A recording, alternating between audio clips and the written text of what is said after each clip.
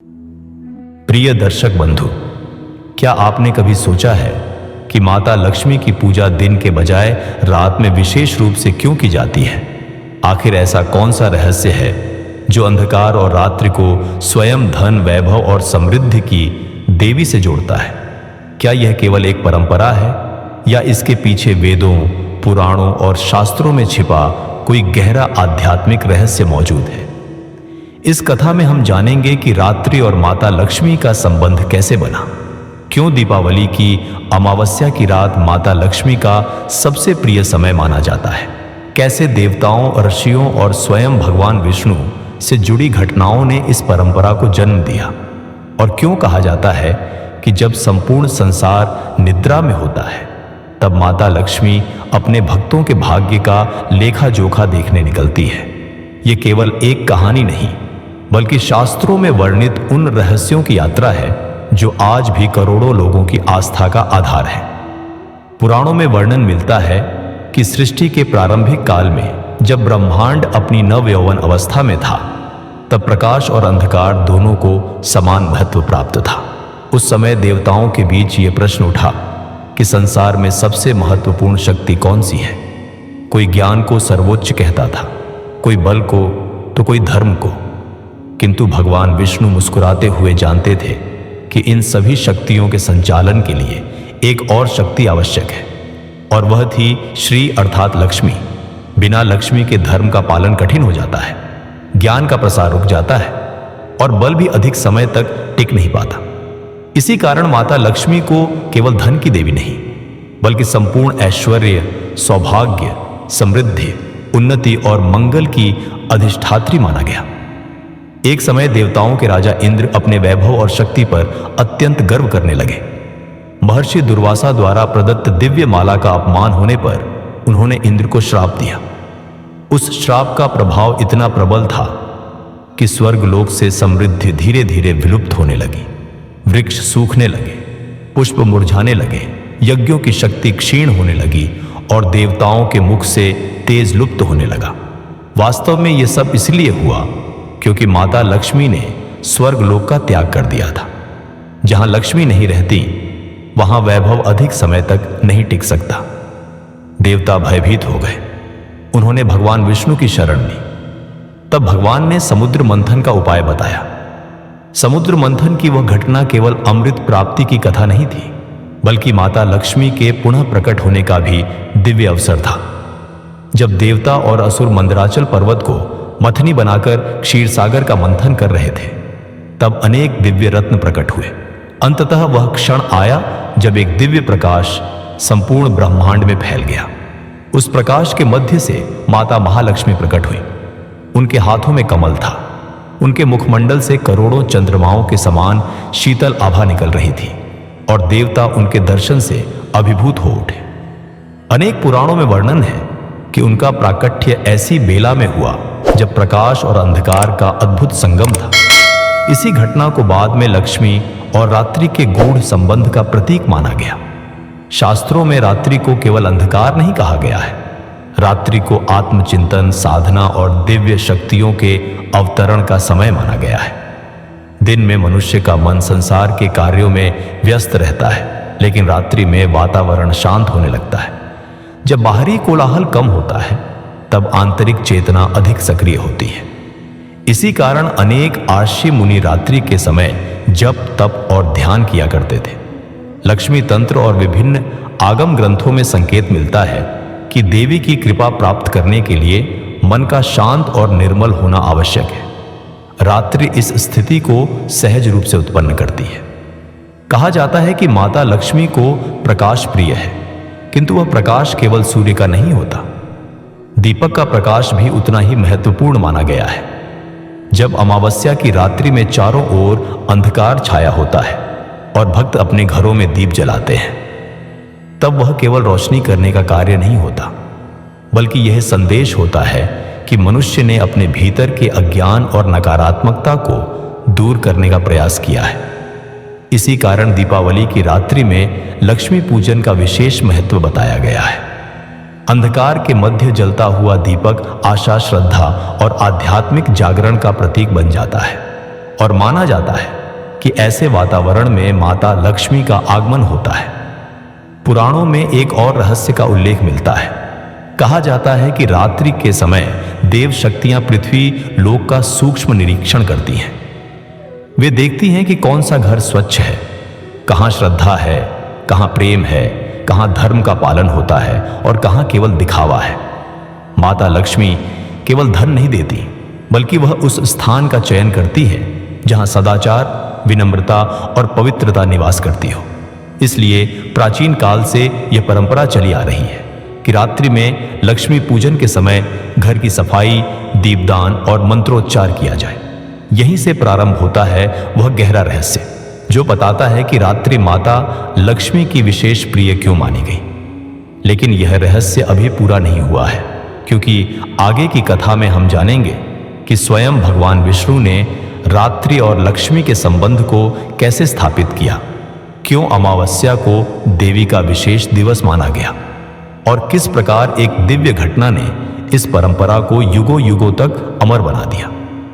पिछले भाग में हमने जाना कि माता लक्ष्मी का संबंध केवल धन से नहीं, बल्कि संपूर्ण समृद्धि, सौभाग्य और दिव्य ऊर्जा से है, तथा कैसे समुद्र मंथन के बाद उनके पुनः प्रकट होने ने देवताओं के जीवन में वैभव लौटाया। किंतु अब प्रश्न यह है कि यदि माता लक्ष्मी प्रकाश की अधिष्ठात्री है, तो फिर रात्रि को उनकी पूजा का सबसे श्रेष्ठ समय क्यों माना गया? इस प्रश्न का उत्तर हमें उन दिव्य घटनाओं में मिलता है जिनका वर्णन विभिन्न पुराणों, तांत्रिक ग्रंथों और प्राचीन परंपराओं में संकेत रूप में किया गया है। कहा जाता है कि जब माता लक्ष्मी समुद्र मंथन से प्रकट होकर भगवान विष्णु के वक्षस्थल पर विराजमान हुई, तब देवताओं ने उनसे प्रार्थना की कि वे कभी भी संसार का त्याग न करें। देवताओं को भय था कि यदि पुनः लक्ष्मी उनसे दूर हो गई तो स्वर्ग लोक फिर से निर्धनता और दुर्बलता का शिकार हो जाएगा। उस समय माता लक्ष्मी ने एक गूढ़ वचन कहा। उन्होंने बताया कि वह वहां स्थायी रूप से निवास नहीं करती जहां केवल धन का अहंकार हो, बल्कि वहां रहती है जहां धर्म, सत्य, सेवा और संतोष का वास हो। उन्होंने यह भी कहा कि मनुष्य अक्सर दिन के प्रकाश में स्वयं को धार्मिक और श्रेष्ठ दिखाने का प्रयास करता है, लेकिन उसका वास्तविक स्वरूप तब प्रकट होता है जब कोई उसे देख नहीं रहा होता। यही कारण है कि रात्रि को सत्य की परीक्षा का समय माना गया। प्राचीन ऋषियों का मानना था कि दिन का समय कर्म के लिए है और रात्रि का समय आत्मनिरीक्षण के लिए। जब सूर्य अस्त हो जाता है और संसार का शोर शांत होने लगता है, तब मनुष्य अपने वास्तविक विचारों के साथ अकेला रह जाता है। शास्त्रों में वर्णन है कि इसी समय उसकी चेतना के भीतर छिपे संस्कार अधिक स्पष्ट रूप से प्रकट होते हैं। माता लक्ष्मी केवल बाहरी वैभव को नहीं देखती, बल्कि वह हृदय की पवित्रता को भी परखती है। इसलिए कहा गया कि रात्रि में की गई उपासना अधिक प्रभावशाली होती है, क्योंकि उस समय मन अपेक्षाकृत शांत और एकाग्र होता है। एक प्राचीन कथा के अनुसार एक बार देवर्षि नारद ने भगवान विष्णु से प्रश्न किया कि माता लक्ष्मी पृथ्वी पर किस प्रकार अपने भक्तों का चयन करती है। भगवान मुस्कुराए और बोले कि इसका उत्तर केवल अनुभव से समझा जा सकता है। तब उन्होंने नारद को एक दिव्य दृष्टि प्रदान की। नारद ने देखा कि रात्रि के समय जब अधिकांश लोग विश्राम कर रहे थे, तब माता लक्ष्मी सूक्ष्म रूप से पृथ्वी पर भ्रमण कर रही थी। वे केवल महलों में नहीं जा रही थी। कई स्थानों पर उन्होंने वैभवशाली भवनों को अनदेखा कर दिया, जबकि छोटे से घरों में प्रवेश किया जहां श्रद्धा, स्वच्छता और संतोष का वातावरण था। नारद यह देखकर आश्चर्यचकित रह गए। उन्होंने देखा कि एक विशाल भवन में अपार धन था, किंतु वहां रहने वाले लोग अहंकार, कलह और लोभ से भरे हुए थे। माता लक्ष्मी उस भवन के द्वार तक आईं और बिना प्रवेश किए आगे बढ़ गईं। दूसरी ओर एक साधारण गृहस्थ का घर था, जहां परिवार के सदस्य रात्रि में भगवान का स्मरण कर रहे थे। दीपक जल रहा था और घर में प्रेम का वातावरण था। वहां माता लक्ष्मी ने प्रसन्न होकर आशीर्वाद प्रदान किया। इस दृश्य ने नारद को समझा दिया कि लक्ष्मी का निवास केवल धन से निर्धारित नहीं होता। इसी संदर्भ में रात्रि का एक और आध्यात्मिक महत्व बताया गया है। वेदों में रात्रि को देवी स्वरूप भी माना गया है। ऋग्वेद में रात्रि सूक्त के माध्यम से रात्रि की दिव्य महिमा का वर्णन किया गया है। वहां रात्रि को भय का प्रतीक नहीं, बल्कि संरक्षण और विश्राम की शक्ति के रूप में देखा गया है। जब मनुष्य दिन भर के संघर्ष के बाद विश्राम करता है, तब प्रकृति उसे पुनः ऊर्जा प्रदान करती है। माता लक्ष्मी भी इसी पुनर्निर्माण और संतुलन की शक्ति से जुड़ी हुई मानी जाती है। इसलिए रात्रि और लक्ष्मी का संबंध केवल परंपरा नहीं, बल्कि एक गहरी आध्यात्मिक अवधारणा है। समय बीतता गया और पृथ्वी पर युग बदलते रहे। सतयुग से त्रेता युग, त्रेता युग से द्वापर और फिर कलयुग का आगमन हुआ। लेकिन हर युग में एक बात समान रही, जब भी मनुष्य ने अहंकार को अपनाया, लक्ष्मी उससे दूर हो गई। और जब उसने विनम्रता तथा धर्म का मार्ग चुना, तब लक्ष्मी ने उसका साथ दिया। महर्षि मुनि अपने शिष्यों को बताते थे कि रात्रि के समय दीपक जलाना केवल एक धार्मिक क्रिया नहीं, बल्कि एक प्रतीक है। जैसे दीपक अंधकार को दूर करता है, वैसे ही ज्ञान और सदाचार जीवन के अभावों को दूर करते हैं। इसी दौरान एक और रहस्य प्रचलित हुआ। कहा जाता है कि अमावस्या की रात्रि में अंधकार अपनी चरम अवस्था में होता है। सामान्य दृष्टि से यह रात भयावह प्रतीत हो सकती है, लेकिन आध्यात्मिक दृष्टि से यही वह क्षण है जब एक छोटा सा दीपक भी अत्यंत प्रभावशाली दिखाई देता है। यही कारण है कि लक्ष्मी पूजन के लिए अमावस्या को विशेष महत्व दिया गया। जब संपूर्ण वातावरण अंधकार से घिरा हो और फिर भी मनुष्य श्रद्धा का दीप जलाए, तो यह उसके विश्वास की सबसे बड़ी परीक्षा मानी जाती है। माता लक्ष्मी ऐसे ही अटूट विश्वास और सकारात्मकता से प्रसन्न होती है। पुराणों में यह भी संकेत मिलता है कि रात्रि के समय की गई प्रार्थना सीधे हृदय से निकलती है। दिन में मन अनेक दिशाओं में भटकता है, लेकिन रात्रि में उसकी गति धीमी हो जाती है। इसलिए कई प्राचीन मंदिरों में विशेष रात्रि आरती और जागरण की परंपरा विकसित हुई। यह केवल अनुष्ठान नहीं था, बल्कि मन को देवी की ऊर्जा से जोड़ने का माध्यम था। धीरे धीरे यह मान्यता और भी प्रबल होती गई कि रात्रि में किया गया लक्ष्मी पूजन विशेष फलदायी होता है। लेकिन अभी एक और रहस्य शेष है। यदि रात्रि माता लक्ष्मी को इतनी प्रिय है, तो दीपावली की अमावस्या को ही उनका सबसे बड़ा पर्व क्यों माना गया? आखिर उस रात ऐसी कौन सी दिव्य घटना घटी थी जिसने उसे युगों युगों तक लक्ष्मी आगमन की रात्रि बना दिया? इस प्रश्न का उत्तर अगले भाग में प्रकट होगा, जहां कथा हमें उन घटनाओं तक ले जाएगी जिन्होंने दीपावली और लक्ष्मी पूजन की परंपरा को अमर बना दिया। वैकुंठ के दिव्य लोक में उस समय एक अद्भुत शांति व्याप्त थी।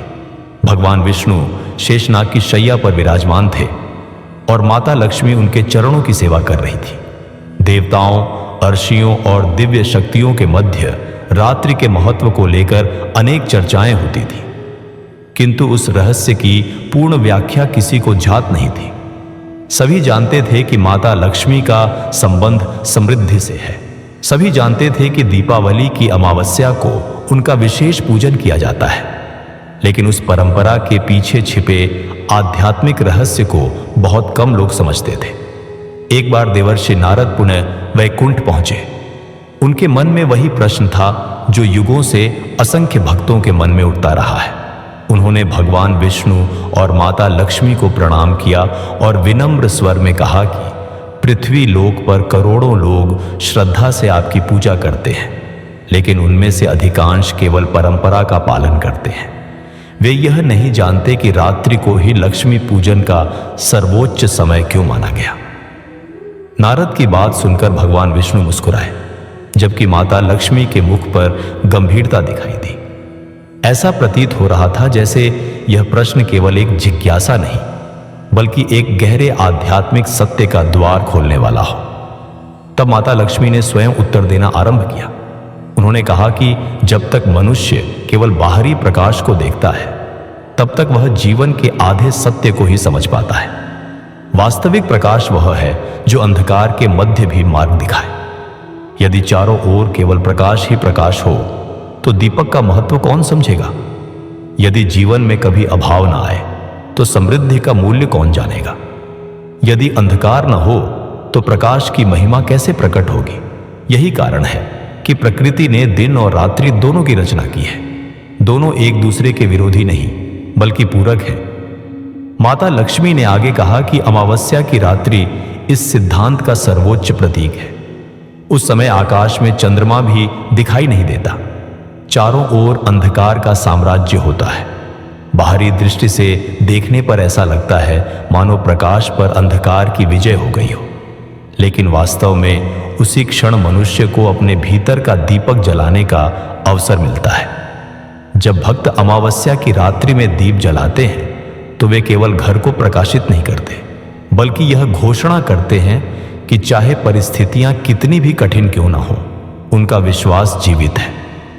देवर्षि नारद अत्यंत ध्यानपूर्वक यह सब सुन रहे थे। तभी माता लक्ष्मी ने उन्हें एक और रहस्य बताया। उन्होंने कहा कि युगों पूर्व एक ऐसा समय आया था जब पृथ्वी पर अधर्म बढ़ने लगा था। लोग धन को ही सब कुछ मानने लगे थे। वे धन का सम्मान करते थे लेकिन धर्म का नहीं। वे वैभव चाहते थे लेकिन विनम्रता नहीं। वे सफलता चाहते थे लेकिन सेवा का भाव नहीं। धीरे धीरे धन उनके जीवन में आने लगा, परंतु उसके साथ शांति समाप्त होने लगी। परिवार टूटने लगे, संबंध कमजोर होने लगे और मनुष्य का हृदय अशांत होने लगा। उस समय अनेक ऋषियों ने कठोर तपस्या की। उन्होंने भगवान विष्णु से प्रार्थना की कि संसार को ऐसा मार्ग दिखाया जाए जिससे लोग समझ सकें कि लक्ष्मी केवल धन नहीं है। तब भगवान विष्णु ने माता लक्ष्मी से कहा कि अब समय आ गया है कि मनुष्यों को तुम्हारे वास्तविक स्वरूप का ज्ञान कराया जाए। उसी निर्णय के बाद एक दिव्य परंपरा का आरंभ हुआ। कथा के अनुसार एक अमावस्या की रात्रि में माता लक्ष्मी ने पृथ्वी लोक का भ्रमण किया। उस रात उन्होंने राजमहलों, व्यापारियों के भवनों, ऋषियों के आश्रमों और सामान्य गृहस्थों के घरों को देखा।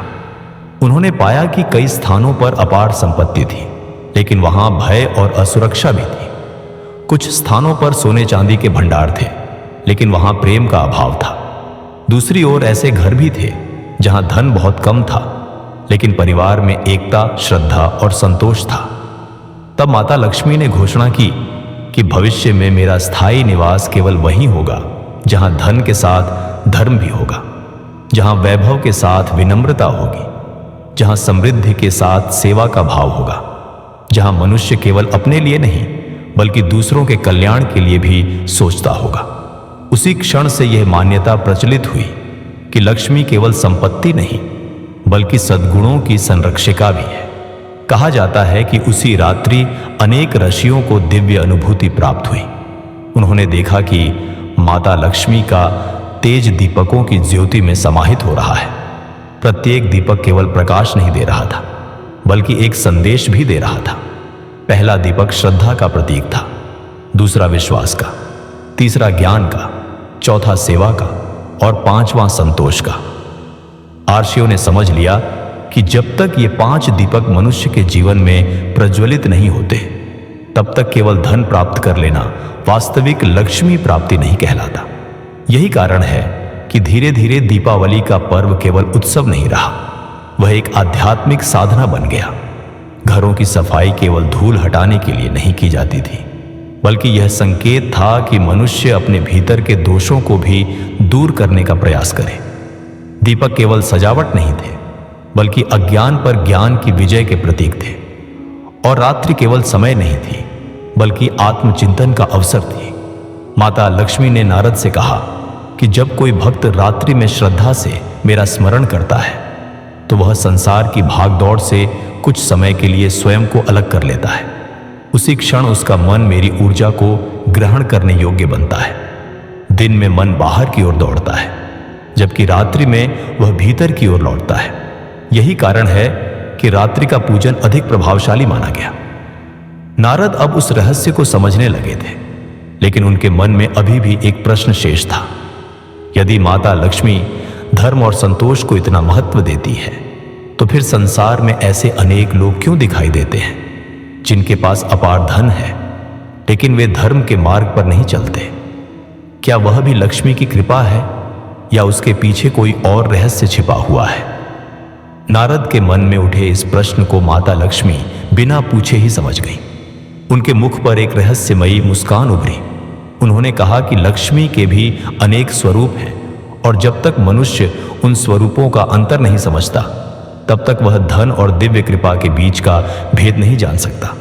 यह रहस्य अत्यंत गहरा है और इसी रहस्य को समझे बिना रात्रि में लक्ष्मी पूजन का वास्तविक महत्व भी नहीं समझा जा सकता। यहीं से एक नई कथा प्रारंभ होती है, अष्टलक्ष्मी, उनके विभिन्न स्वरूपों और उस दिव्य ज्ञान की कथा जो बताती है कि क्यों कुछ लोगों के पास धन होने के बावजूद सुख नहीं होता और क्यों कुछ साधारण लोग भी माता लक्ष्मी की विशेष कृपा के पात्र बन जाते हैं। यही रहस्य अगले भाग में प्रकट होगा। नारद के मन में उठे प्रश्न ने वैकुंठ के उस दिव्य वातावरण को और भी गंभीर बना दिया। माता लक्ष्मी के मुख पर वही शांत मुस्कान थी, किंतु उनकी आंखों में ऐसा ज्ञान झलक रहा था जिसे समझने के लिए केवल बुद्धि नहीं बल्कि श्रद्धा की भी आवश्यकता थी। उन्होंने नारद से कहा कि संसार में अधिकांश लोग लक्ष्मी को केवल धन के रूप में जानते हैं और यही सबसे बड़ी भूल है। जिस दिन मनुष्य लक्ष्मी के वास्तविक स्वरूप को समझ लेगा उसी दिन उसे यह भी समझ में आ जाएगा कि रात्रि की पूजा का रहस्य केवल धन प्राप्ति नहीं बल्कि संपूर्ण जीवन को संतुलित करने से जुड़ा हुआ है। माता लक्ष्मी ने कहा कि मैं केवल स्वर्ण, रत्न और संपत्ति नहीं हूं, मैं अन्न में भी हूं, ज्ञान में भी हूं, साहस में भी हूं, संतानों के सुख में भी हूं, विजय में भी हूं और आध्यात्मिक उन्नति में भी हूं। यही कारण है कि शास्त्रों में मेरे अनेक स्वरूपों का वर्णन मिलता है।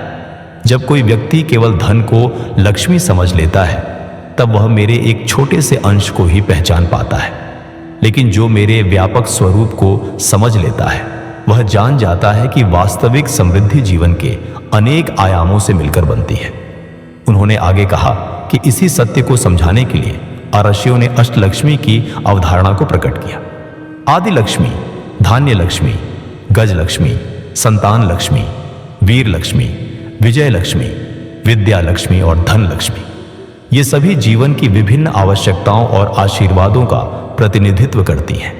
यदि किसी के पास केवल धन हो लेकिन स्वास्थ्य न हो तो क्या वह वास्तव में समृद्ध कहलाएगा?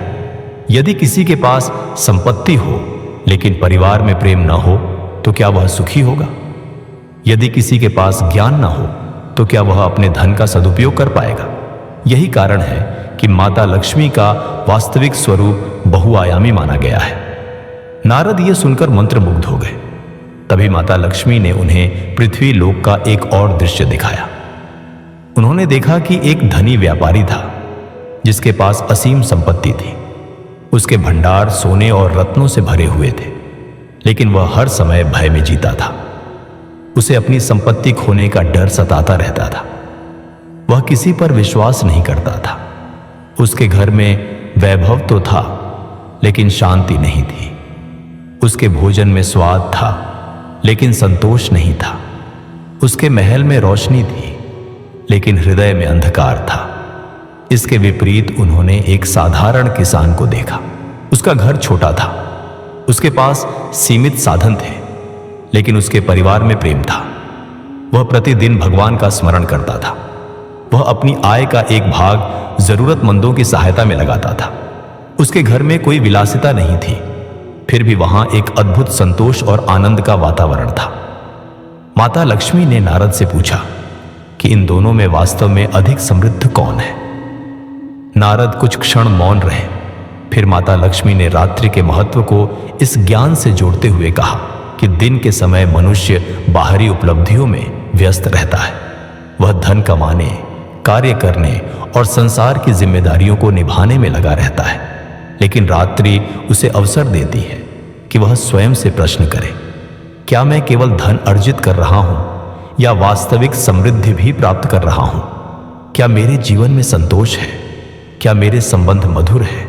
क्या मेरा मन शांत है?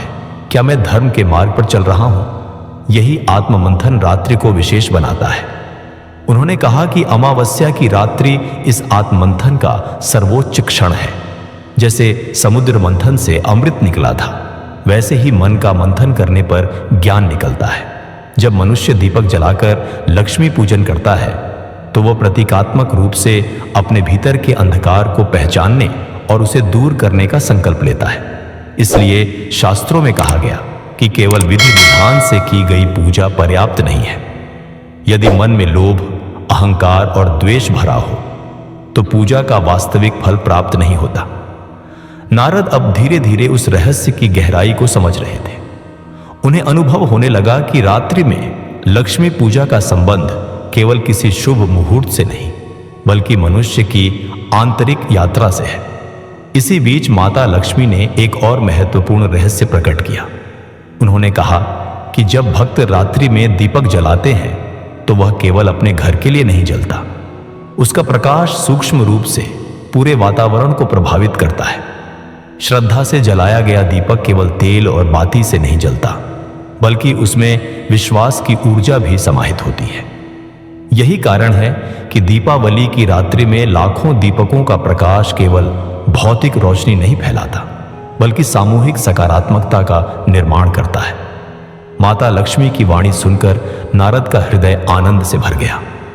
अब उन्हें समझ आने लगा था कि रात्रि की पूजा का महत्व केवल परंपरा नहीं, बल्कि एक गहन आध्यात्मिक विज्ञान है। किंतु तभी उनके मन में एक अंतिम प्रश्न उत्पन्न हुआ।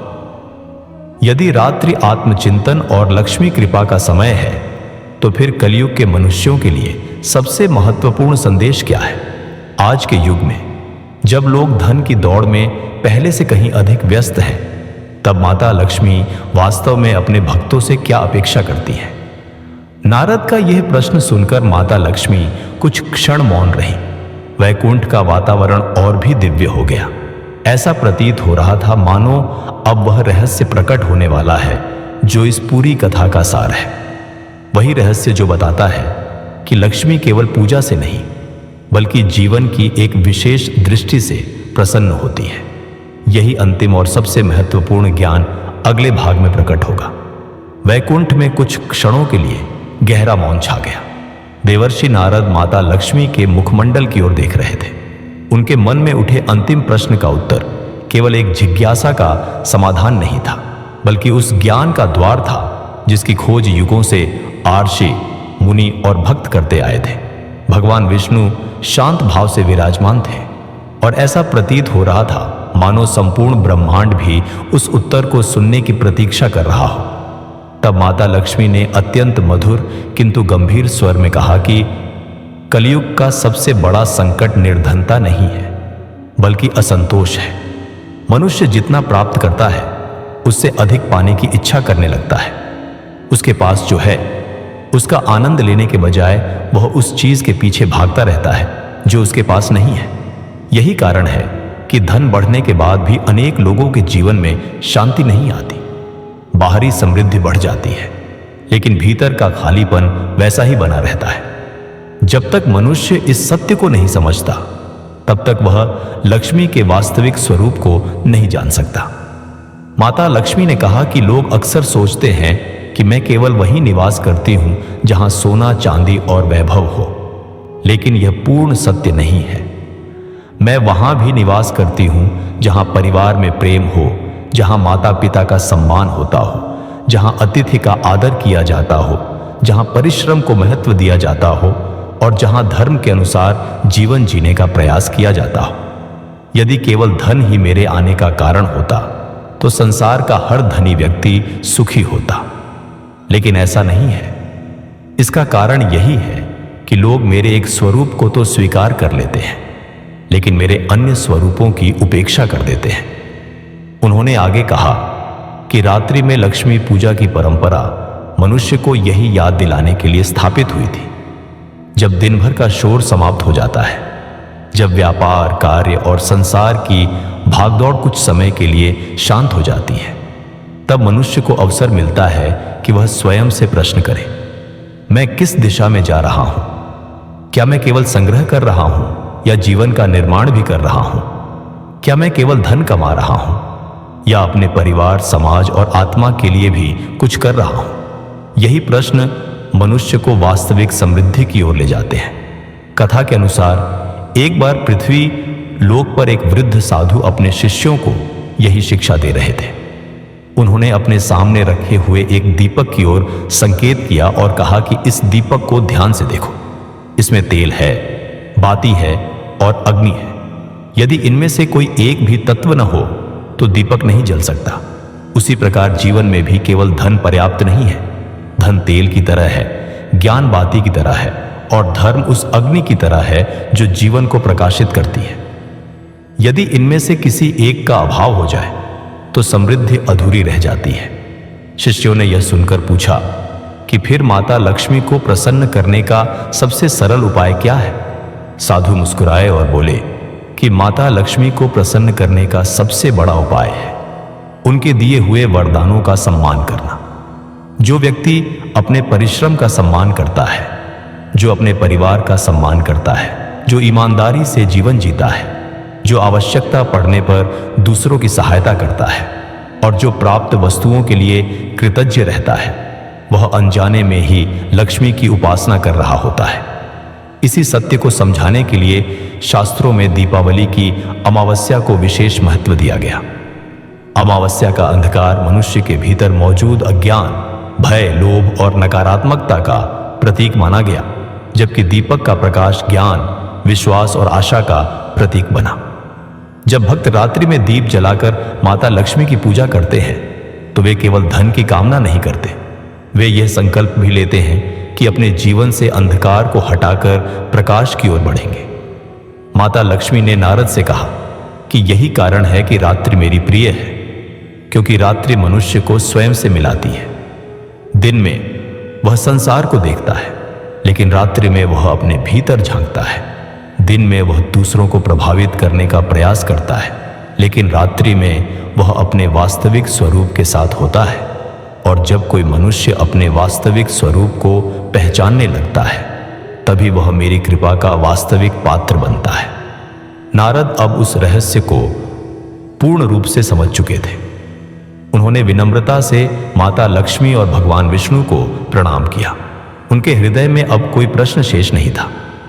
उन्हें ध्यात हो गया था कि रात्रि में लक्ष्मी पूजा का महत्व केवल किसी धार्मिक परंपरा तक सीमित नहीं है। यह मनुष्य को बाहरी वैभव और आंतरिक समृद्धि के बीच संतुलन, सदाचार और वह दिव्य दृष्टि आए जो वास्तविक समृद्धि को पहचान सके। क्योंकि शास्त्रों के अनुसार जहां ये गुण निवास करते हैं, वहीं माता महालक्ष्मी का स्थायी निवास होता है। और जहां माता महालक्ष्मी का निवास हो, वहां केवल धन ही नहीं, बल्कि सुख, शांति, सौभाग्य और मंगल भी सदैव बने रहते हैं। यही है रात्रि में माता लक्ष्मी की पूजा का वह दिव्य रहस्य, जो पुराणों, परंपराओं और आध्यात्मिक ज्ञान की धारा से होकर आज तक हमारे जीवन को प्रकाशित करता चला आ रहा है। धन्यवाद।